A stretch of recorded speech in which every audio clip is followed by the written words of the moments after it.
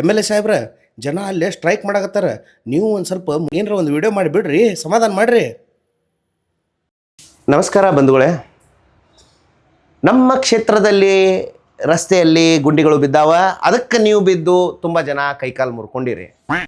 ಇದರಿಂದ ನಿಮ್ಗೆ ಮತ್ತು ನಿಮ್ಮ ಫ್ಯಾಮ್ಲಿಗೆ ಭಾಳ ತ್ರಾಸಾಗೈತಿ ಅಂತ ಅನ್ನೋದು ನನಗೆ ಗೊತ್ತಾಗಿ ಇದಕ್ಕೆ ಕಾರಣೀಭೂತರಾದಂಥ ಡಾಕ್ಟರ್ಗಳಿಗೆ ನಾವು ಕಠಿಣ ಶಿಕ್ಷೆಯನ್ನು ಕೊಟ್ಟೇವೆ. ಯಾಕಪ್ಪ ಅಂತಂದ್ರೆ ಅವರು ರೋಗಿಗಳು ಬಂದ ತಕ್ಷಣವೇ ಪಟಕ್ನ ಆರಾಮ್ ಮಾಡಿ ಕಳಿಸ್ಬೇಕು. ಭಾಳ ಟೈಮ್ ತೊಗೊಂಡಾರ. ಆಮೇಲೆ ಇನ್ನೊಂದು ಖುಷಿ ವಿಷಯ ಏನಂತಂದ್ರೆ ಇದಕ್ಕಾಗಿ ನಾವು ಒಂದು ಫಾಸ್ಟ್ ಟ್ರ್ಯಾಕ್ ಕಮಿಟಿಯನ್ನು ರಚನೆ ಮಾಡಿವೆ. ಆ ಕಮಿಟಿ ಜಿಲ್ಲಾದ್ಯಂತ ಅಡ್ಡಾಡಿ ರಿಪೋರ್ಟ್ ಕೊಟ್ಟೈತೆ 90% ರೋಡ್ ಜಿಲ್ಲೆಯಲ್ಲಿ ಕೆಟ್ಟಾವಂತಂದು. ಏನಪ್ಪ ಅಂತಂದ್ರೆ ಇನ್ನೊಂದು ವಿಷಯ, ಈ ಸಲ ನನಗೆ ಹೆಂಗೆ ಗೆಲ್ಸಿರಿ, ಮುಂದಿನ ಸಲ ಚುನಾವಣೆಯಲ್ಲೂ ನೀವು ನನಗೆ ಗೆಲ್ಸಿದ್ರಿ ಅಂದ್ರೆ ನಾನು ಸದನದಲ್ಲಿ ಇದನ್ನ ವಿಷಯವನ್ನು ಪ್ರಸ್ತಾಪನೆ ಮಾಡಲು ಬೇಡ ಅಂತಂದು ವಿಚಾರ ಮಾಡ್ತೇನೆ.